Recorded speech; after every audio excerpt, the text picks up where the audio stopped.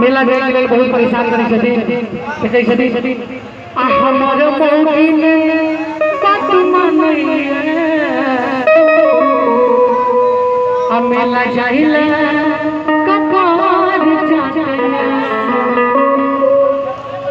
दूसर भाव छे हमर मौगिन बात मानैया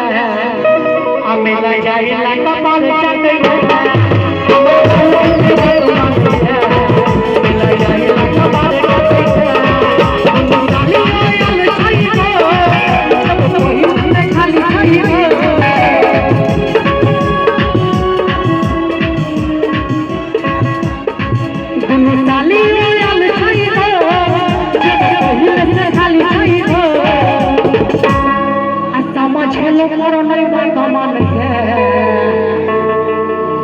मेला जाइला कपार चाटे